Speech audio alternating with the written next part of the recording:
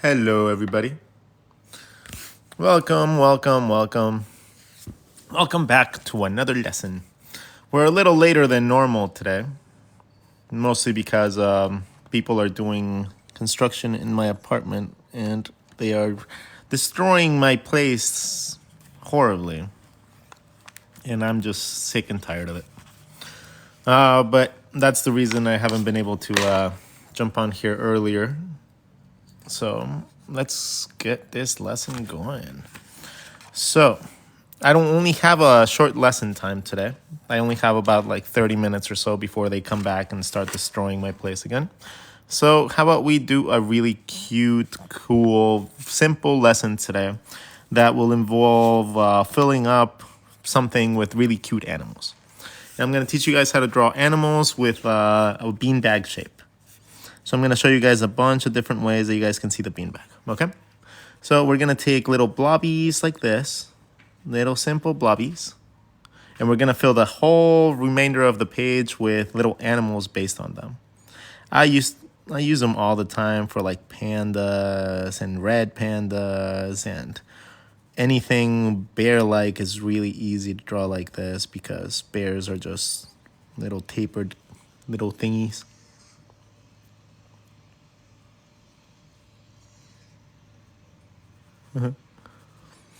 But drawing really cute animals is one of the things that got me noticed when I was beginning my career. Drawing cute animals has always been one of those things that just clicks with me. Mostly because that's like aligned with what I want to do with my art in general. For the most part, I like drawing cute stuff. So, being able to draw cute things really simply has always been a priority within the structures of what I want to achieve. Little elephant. Let's draw, I don't know, let's draw like a dolphin or something. Beanbag. And then this could be the mouth of the dolphin.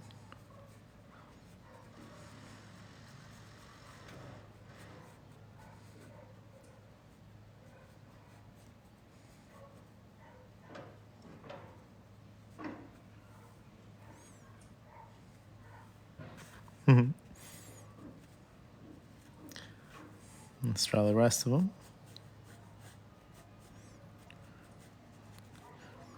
Dolphins and whales in general have vertical tails as opposed to, horizontal tails as opposed to vertical tails for fish. So that's how you distinguish like a whale from from a shark.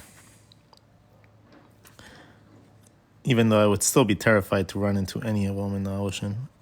Dolphins are not meant for being the nicest animals. They're overly horny, so they just attack anything. Yep, you just had asked Wes what? Asked Wes this morning to draw animal faces with the triangle method. Oh, yeah, that's kind of cool. I don't know if did he manage to achieve it? Did he manage to figure it out? Because it's normally not that hard, but you have to just know the placement of them. So, animals don't have chins. So, since you know that you don't have a chin, that becomes the bottom of the triangle.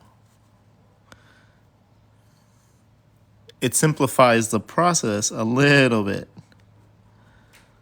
because you have less that you have to worry about.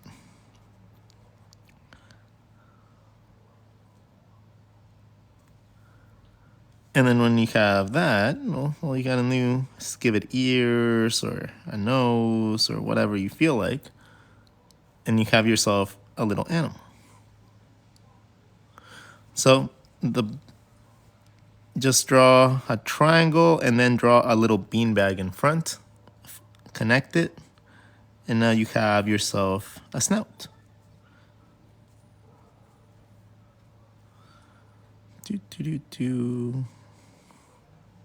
And it becomes really simple to draw animals in general.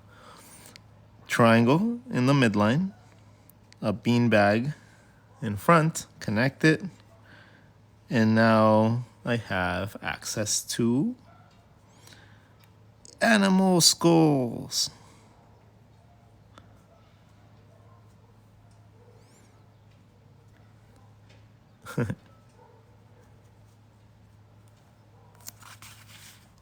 How would you draw an assassin fox? So an assassin fox, foxes are not known for being quiet. So that's already kind of silly.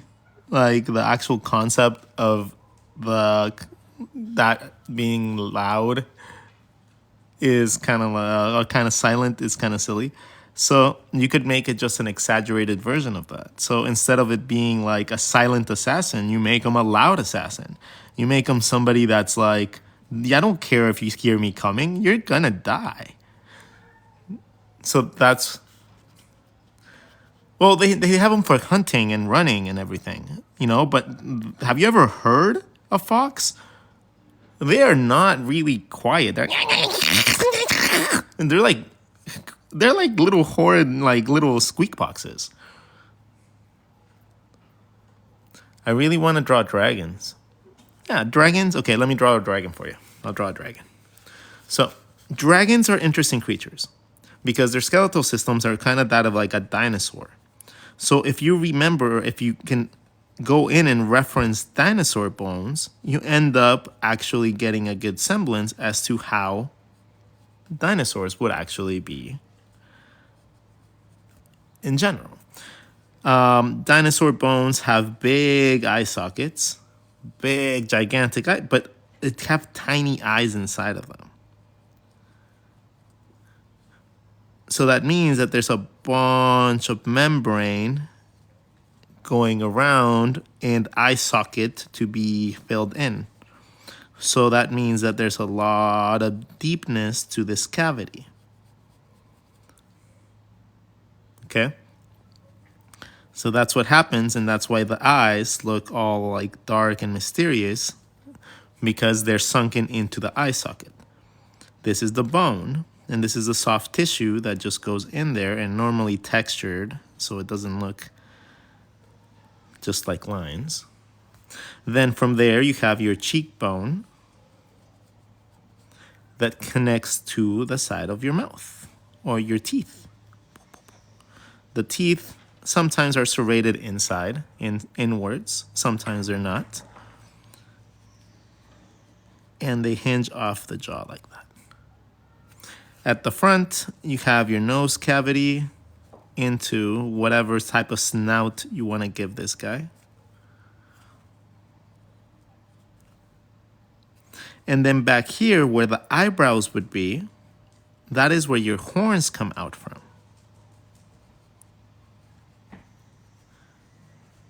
So where your eyebrows would be, that's where your horns normally originate from. You have sometimes horns in the middle, little creases going up, kind of like people have different noses. You know, dragons, dinosaurs would have little tiny bumps that individualize themselves. And then from here, from the top of my skull right here, I would have the neck coming down. The neck is the back of my skull.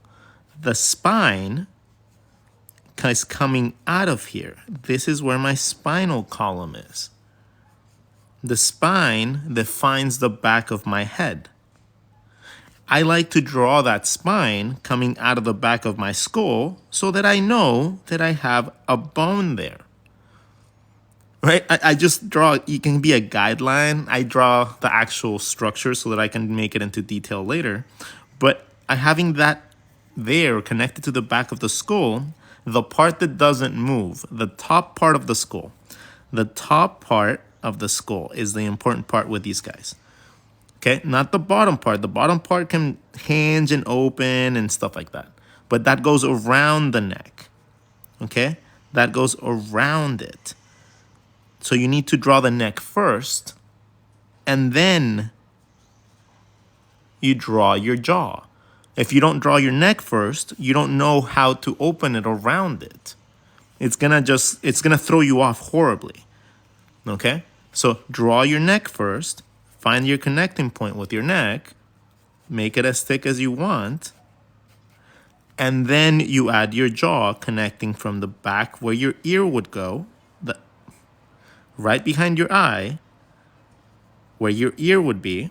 That's where your jaw comes down, and it comes back up. This is all where your teeth lie. And on a human, it's this. It's your teeth and your molars, alongside some muscle and some bone. And that is what your jaw is. That is no different on animals. On animals, it's the same thing. It's a big bone muscle that comes down from where your ear would be. And then it's your teeth line that goes one way and then the other. Goes back up to another one of these shapes around, and then you give it any depth you want from the chin in this area. You get to decide that. That's a style choice. If you separate this teeth line a little bit more and you move it back here, you give yourself depth. But you gotta remember that these two have to align. In the middle, you can always fill it in with a tongue, some negative space to make it look and stand out a little bit more. But in its essence, this is how the jaw works. And then the bottom of your neck, underneath here, right? Underneath your neck, you find the point and you connect that down your neck into wherever the middle of your rib cage is gonna be. From there to the middle of your rib cage, and then from the bottom of your ear to that same point, that's muscle number 1. From the other side, where the other ear would be, that's why it's important to draw through your objects and learn how to draw through your objects and find 2 points around, right? That's why it's important, so that you can go like this, and then, ooh, this side, that muscle connects there. Cool. I don't have to think about that. I already know it's there. You just got to connect the dots. And then, ta-da, you have that. Now this little circle also gives you access to now any collarbone situation that you're gonna do, because it just marks the front and the back of your body. And then this, if you want to find the body, it's an egg coming down from that circle. An egg coming down from that circle gives you your rib cage. And from there, you can continue your spine down. We'll continue and find your hip bones that are angled circles. You find the midline. Now you have an ab section. You find the contours, and now you have the side of the body. From there, I can draw my legs because I know how animals work and how dragons and stuff like that are, normally drawn. So I can draw my legs all curved in, going in space.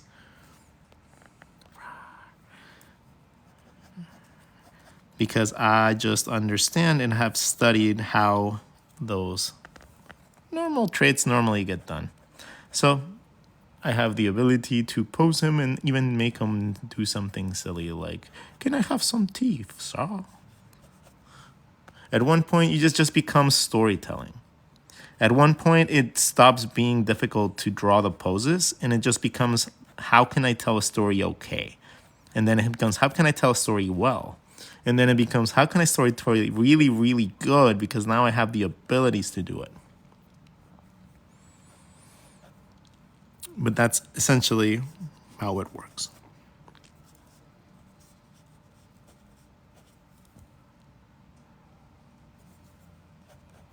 And that's how you would go about drawing something like that. Right, I really need to know how to draw arms in different positions. Yeah, how about we just fill in the whole space with arms? Like every negative space we have here, we'll fill it in with some sort of lesson about arms.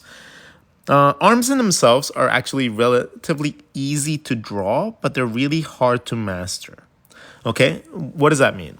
Drawing an arm can be as simple as drawing a circle and following this top edge, going this way and then back in, this way and then back in, and have yourself really simple arms and legs. Okay, if you do this and then bring it in, you are learning the basic concept of edge of your body or contour of your body, and then volume inside or meaty parts inside. Contour of your body, meaty parts inside. Contour of your body, bigger, meatier parts inside. And that changed the perspective of my shape. Right? That just makes it look like it's twisting a little bit. Bam, bam, bam, throwing his butt out. Boom, boom. So understanding the basic concept of flow from your body can start teaching you how to overlap shapes, how to get different positions from very simple concepts like a sphere. Now, when you want to get more complicated, these elements start getting a little bit more complex. You draw the outside edge. Now, let's say you have your head here. You draw the outside edge coming from the top of your body into the first section of your arm. And then from here, you create the outside edge into the inside volume of your arm. And that is how you get arms in different positions. You always just have to find that outside edge and create the volume to a certain other way. This comes with practice, and that comes with a lot of just playing around. Learning how to draw that initial section, that initial connecting point is the most hard part. And that's just an egg with a compass. And then you draw the outside line from here down to the first section, outside line into the inside volume.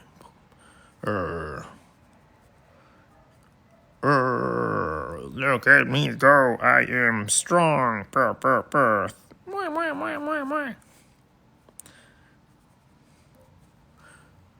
Right? So that is one way that you guys can approach arms.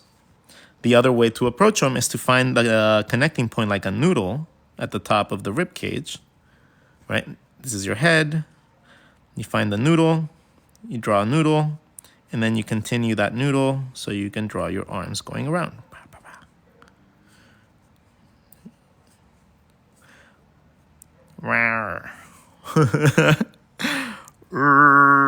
Crisscross applesauce. The only time that this is kind of throwing it off is when you have to raise your arms, because then you don't have that connecting circle. When you raise your arms, you have to stretch that noodle so that you have access to those upside down spots. Like, ta-da! But you got to stretch it up. So that's why I don't necessarily like this method too much, because you have to modify it, right? But every other position normally works really nicely like a noodle. Well, the next approach that you guys can approach is just learning how to actually draw every single muscle, right? Which nobody has time for. Nobody has time to learn every single muscle structure and draw it in every single one of your drawings. It's just not going to happen. Especially if you want to get concepts down really, really quickly. That's just an unrealistic thing. You're not going to end up having the time to do this and conceptualize very quickly. So if you're going to be doing things like finished illustrations, yes, take into consideration all the musculature that you need, all the muscle fibers and veins and stuff like that that are associated with this stuff. And then, just draw it accordingly. But if you're just trying to draw storyboards or cartoons, a lot of the times drawing all that muscle is just unnecessary. You can tell the story just as easy by drawing something simple. And just learning how to overlap some lines. Okay? A lot of the times, simple isn't necessarily less. It's just going to give you the ability to draw things quicker. A lot of the times, you don't need all that musculature. Remember, wherever you put your detail, that's where your eye is going to go. So if I have a lot of detail in my face, right, in general, the focal point will become the face. But if I start adding this level of detail everywhere, the focus starts getting spread out across the entire piece. Now, that is called the law of contrast. Essentially, wherever you put more detail, if it's a blank page, wherever you put more detail, that's where your eye is going to go. If you start putting more detail here now, that's where your eye goes. If you put different colors, right?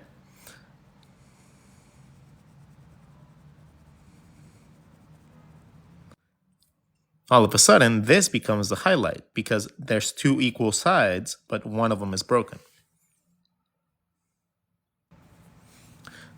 So that is essentially the law of contrast, and that's how it works. When you have something that stands out, that's going to be your focal point. A lot of the times you can use color, and that's why I use highlighters and colors like this, so that you guys know exactly what I was talking about with every single one of these drawings. The moment that you look at this, you know that we were talking about something in the midsection. If I didn't have that, you wouldn't know what we're talking about.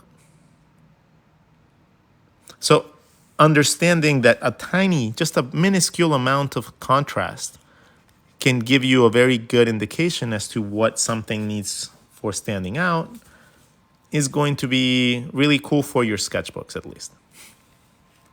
It's going to make your sketchbooks look so much cooler. Just a little splash of color is all it takes, really. All right, let's continue. All right, we're talking about arms. Arms. So arms tend to be one of the most complicated body parts to draw because a lot of people overthink them a lot. You guys overthink your lines a lot, like a ridiculous amount. You really have to just learn how to do that. If you find two shapes, like an 8 or something like that, don't draw your arms with them like this. Overlap them a little bit. If you overlap them, you end up getting the creases that you need for your body parts. The moment that you learn where to pivot them from, the posing aspect of putting them in different places becomes really, really simple. Being able to understand just how to navigate the range of motion of your arm can be as simple as just learning how to draw two overlapping circles with each other. And just learning the range of motion of the hand can be just as simple as well.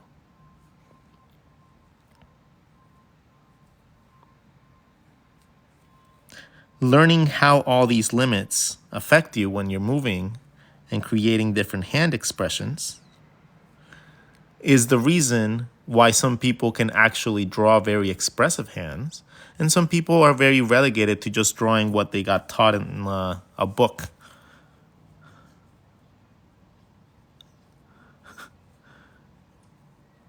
Right? If you learn hands like this, it's not wrong, it's limiting. If you learn hands through knowing your knuckles, which is my favorite way of teaching it, you have endless possibilities because now you have access to moving everything in space. Just knowing what's inside of your hands, like structure-wise, is enough to be able to give you an indication to how to draw things a little bit more complex than the very basic generic lessons that you normally get. Think of these like baby steps. This is a baby step. Okay? This is a more advanced way of visualizing, but if you learn like this becomes harder to do because you learn to do it really like this. So if you learn from the get-go how to do it a little bit easier instead of making yourselves crazy by having to relearn everything a couple times, yeah, it just makes things easier when you learn well from the beginning. Because then you don't have to worry about unlearning, even if you get to a deeper level of understanding of like anatomy and stuff like that. You want to get to realism and like more expressive stuff, like more detailed. This is the method that you learn to be able to progress. This is what you learn to draw something quick and pretty. This takes time, This is hard. This is easy. So that is going to be one of the biggest components. Like if you learn with an easy method, you're going to cap out.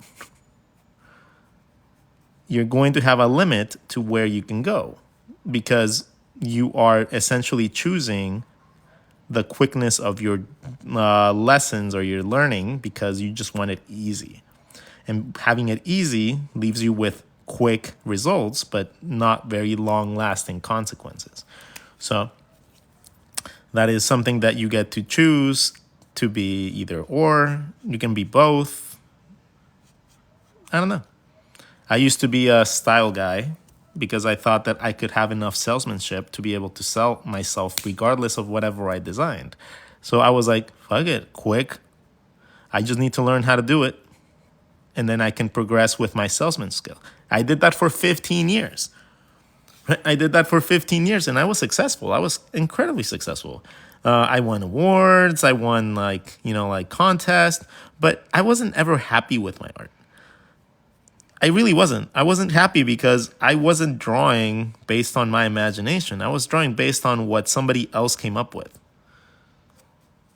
And if somebody else didn't come up with it first, it was really hard for me to draw it because I couldn't just figure it out because I wasn't the originator. I wasn't the creator of the things that I was drawing. I was just a person replicating it with my own spin, which is a very different thing. An incredibly different thing. Help me with side faces. Let's go to another page. I think we have a little bit of time, but I'm going to draw in my sketch wallet. How about that?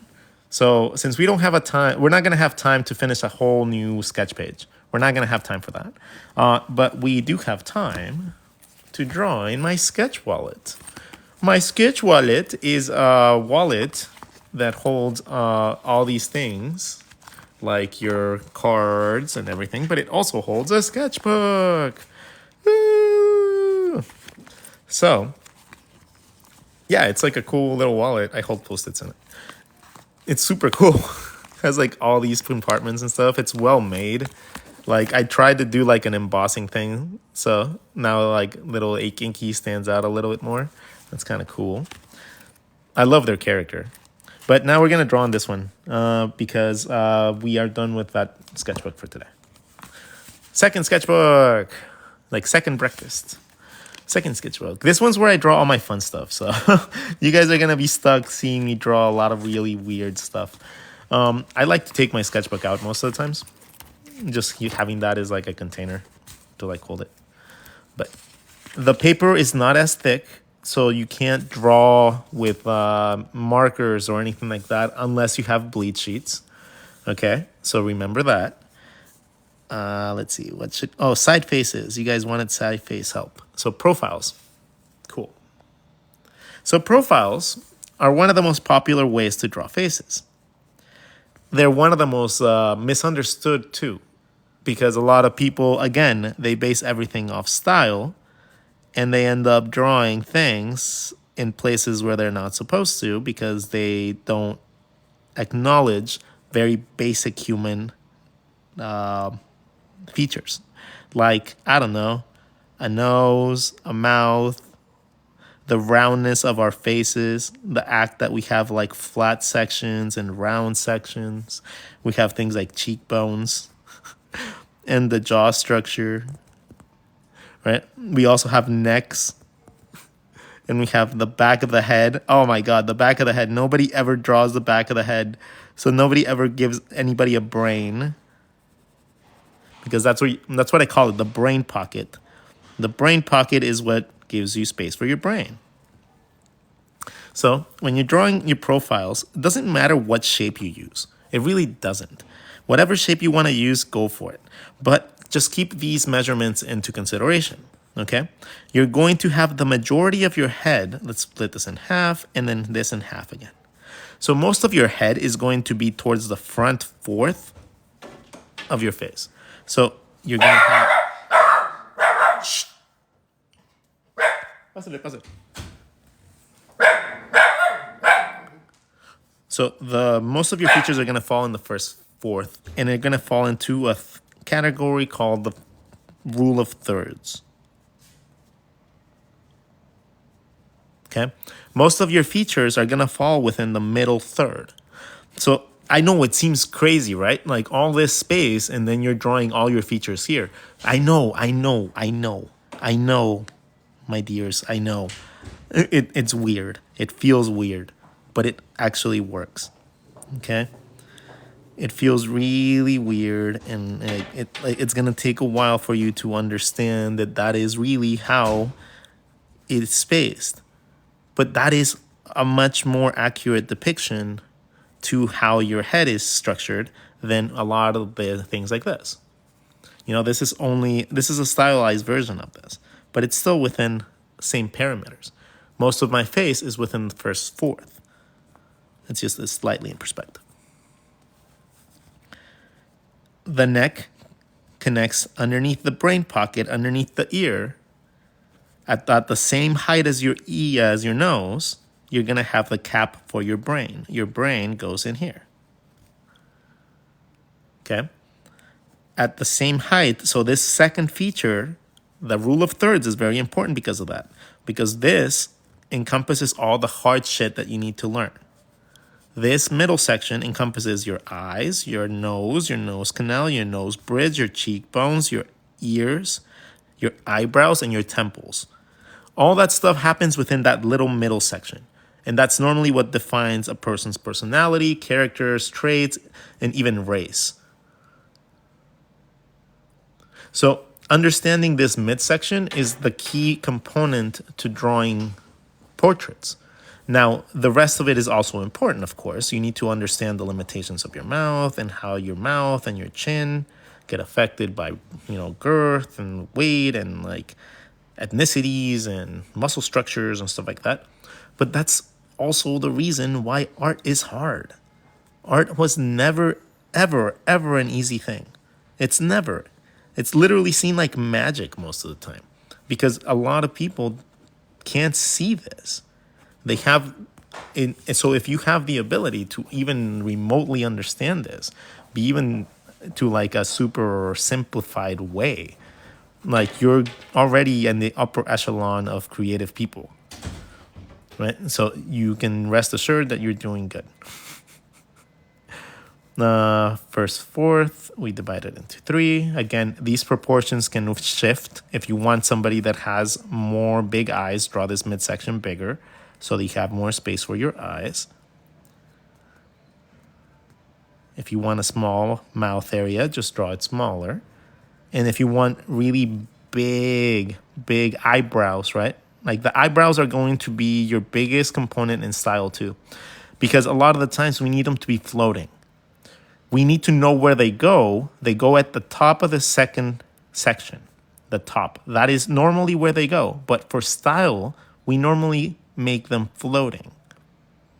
So understanding where they go is crucial because that marks the side of your head, that marks the differentiation between your hairline and the top of your head, all that stuff that gets thrown off if you don't have that.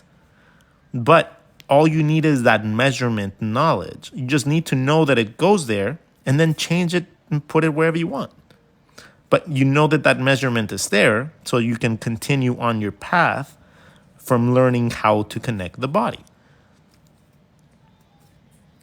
So if you understand that mapping point, right? If you understand the mapping point of your eyebrow being the side of your face, it literally differentiates the side of your face, right? Wherever your eyebrow is, that is where your temple is. That means that that's the end of the round part of your head, and it goes into the flat side of your head.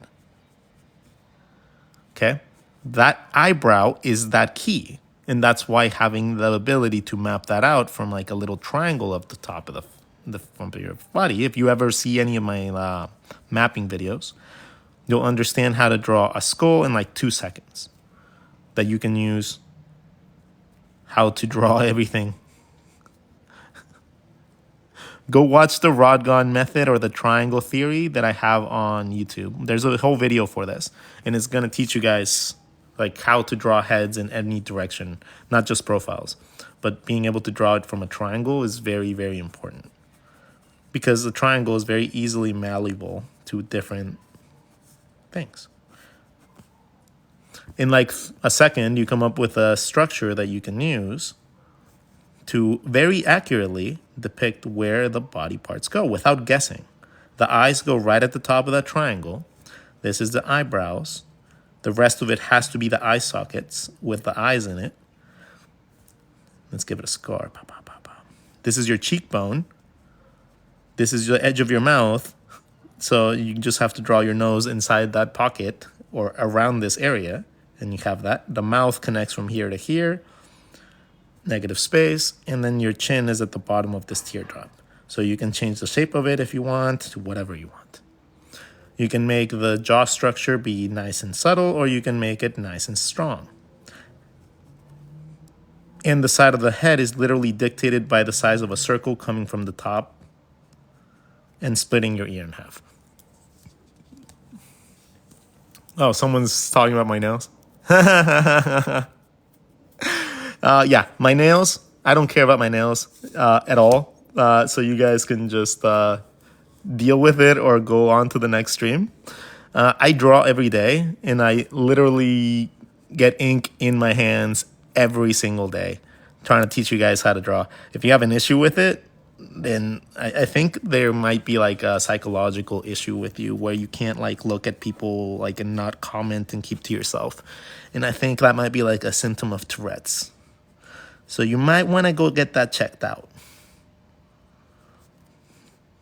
You know, it'd be really embarrassing if you did that in public and someone called you out on it. So I'm trying to be your friend here.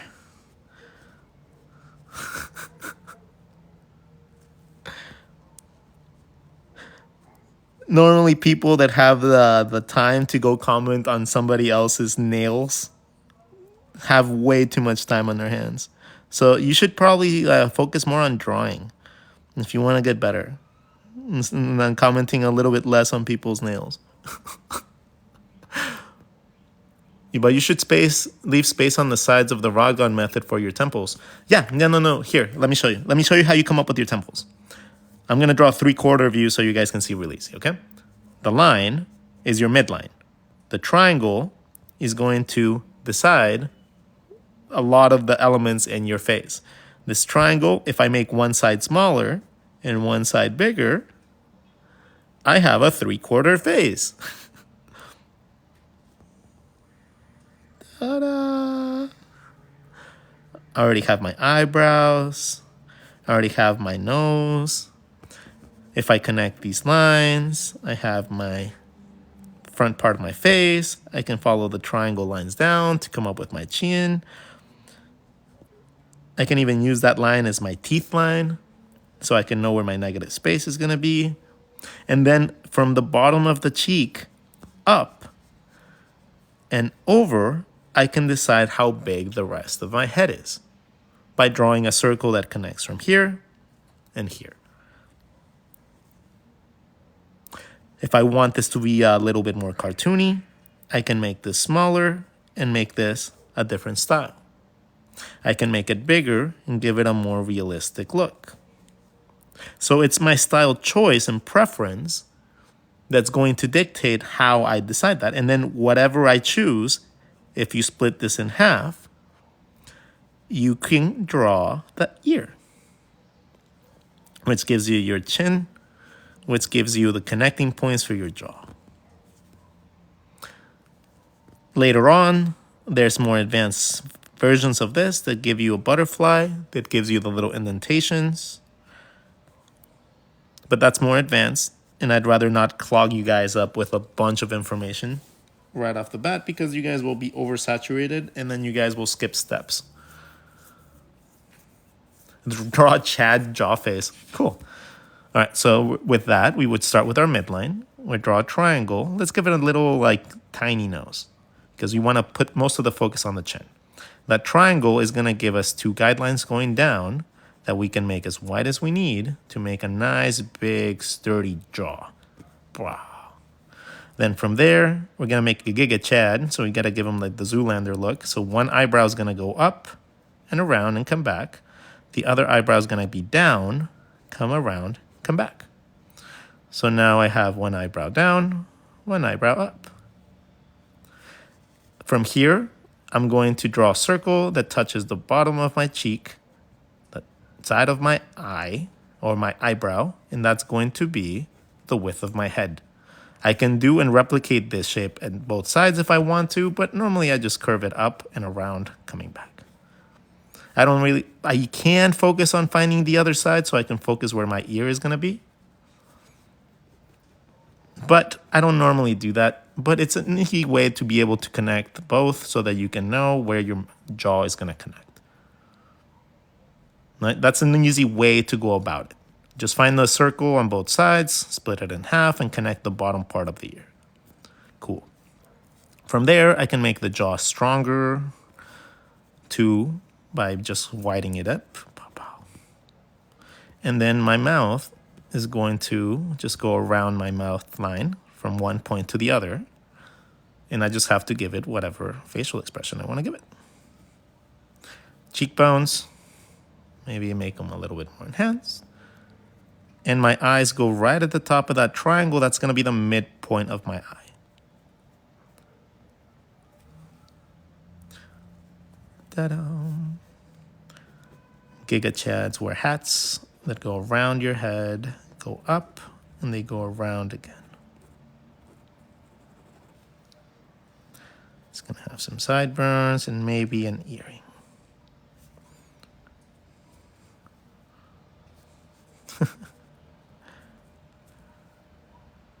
And there you go. That's how I would approach that.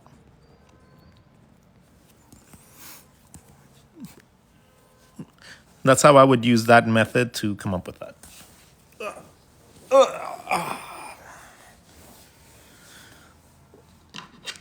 Giga Chads wear hats. How do you store your sketchbooks? I throw them in a drawer. I just throw them in a drawer. I have a drawer, right? I have a drawer in my closet that has all the books lined up, not necessarily by like year or anything, but just by size.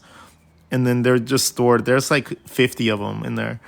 And I often like go in there and like randomly like open one up and I'm like, put it back, put it back, put it back. I can't believe I drew like that.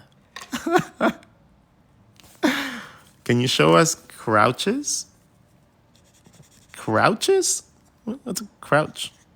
Like somebody crouching? Like somebody like, or what do you mean? You mean crutches? You mean like the ones where people talk, like walk in? Yes to which one?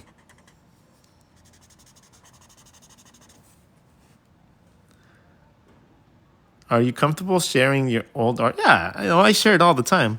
You guys can probably go onto my YouTube and find all my old sketchbook tours. And just search in my channel for sketchbook tours and you guys will see a bunch of my old ones. I'm not unproud of them. At the moment, that was the best that I could do. So I'm super proud of my drawings. Like even from old times, like to me, that's something that I accomplished. If I finished a sketchbook, that's something that somebody else didn't do. I did it. No one else could have sat down and filled that sketchbook up as good as I could have done it with my style. Well, not saying that nobody can draw a sketchbook better than me, but nobody can fill it up better than me with my art. You know what I mean? It's all about finding that like that way to like justify it to you, to make it like really, really cool to you. Bam, bam. Eventually you'll get to the point where you don't really need all those circles and guidelines. You'll know just how to do it because you'll be following those guidelines in your brain. Okay? So you don't have to worry, like, I don't want to have all those circles in my drawings all the time. It's like, you don't have to. Don't worry, you don't have to. You just have to learn the spacing and get used to it a little bit. And then you'll be able to draw all these things without having that.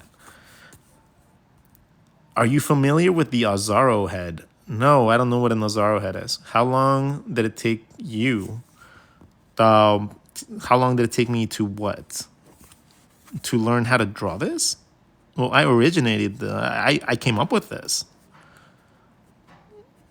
This is my own personal concept, way of drawing that I don't think I've ever seen anybody else do. So it took me 20 years to come up with my own masterful method to be able to draw the face in my own unique way that did not involve following the masters' ways of doing it. Because that's the one thing that I wanted. I did not want it to be the same, just rehashed information that you see in every single class. I wanted to experiment and come up with my own. And guess what? I developed enough knowledge and practice to be able to actually see some. And this is not an arrogant claim or anything, but it's pretty darn cool to know that you have a method assigned to you with your name. It's kind of dope. And people that have been drawing for like 30, 35 years, they all tell me they've never seen this before. So I'm like, woohoo! The RODGON method's cool. But yeah, it's been quite an interesting year.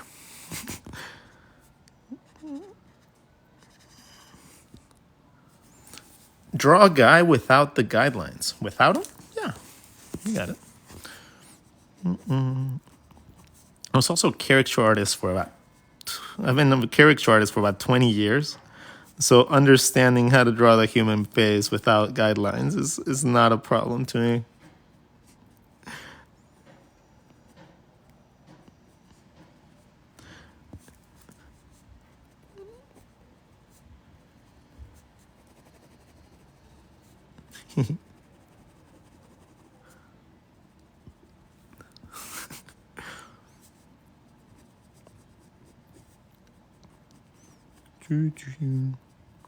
A lot of the times, most people love the idea of being able to draw people in public. They love the idea of being able to draw people in their life, like, their family members and stuff like that. It's not a skill that's absolutely impossible or incredibly hard to learn, but it is something that is really hard to master. Okay? The act that I'm teaching you guys, the things that I teach you guys are not meant to guide you in your style choices. It's meant to help you refine your techniques that help you fundamentally grow, right? They're not meant to deal you like, hey, don't just draw like me because I draw like this. It's meant to be more like an eye-opening thing that helps you understand that you have access to knowledge. You have access to all these things. And once you unlock that, you'll be able to use all these skills to do all the cool things that you guys ever wanted to do. So I'm not here to tell you exactly what to do with this. I'm here to just tell you that that knowledge is there and accessible now to you, and then you can just figure the rest out. Because as a good teacher, I think the measure of a good teacher is that you don't need them at some point. So my goal in life is that you guys learn from me, but then eventually do not need me anymore. That you guys don't need me to reference. You guys don't need me to explain things to you. That I am able to at least influence you enough to be able to try to search for the answers yourself through your own observation and, like knowledge base, instead of always relying on some other person to give you the answer. Because in this world, unfortunately, that's very rare. In the art world, everybody is super secretive. Everybody's super secretive, and nobody really likes to share their success. And that's unfortunate because, we would be in a better place all as a junction if we all actually shared our knowledge with each other. But that's just not how it works, and that's kind of unfortunate. But it is what it is, and that's why you have people like me that are trying to balance out the scales. So have a lovely day, everybody. I hope you guys enjoyed our little lesson today. I know it wasn't a really big one today, or a very structured one, because I don't really have my studio space freed for myself right now. But I hope that you guys understood a little bit. I hope that you guys were inspired to at least draw for a little bit more. And hopefully, if they clear out by the end of today, I'll be able to stream a little bit tonight to give you guys another, an actual lesson, instead of like actually just rush sketching. and they're not even rushed, but it's just, I don't know. There's a big difference for me, like when I actually get to sit down and like enjoy sharing a little bit of like the haha moments to when I'm just trying to like make a lesson happen because, you know, we have time constraints and stuff. It's just a very different thing. Anyways, if you guys want to sketch with Wes, you guys can do it in the mornings as he has pinned himself.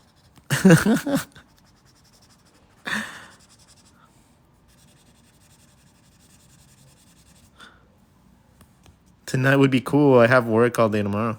Yeah, if I see you guys, if I see my opportunity to come on here a little bit later today, I will do so.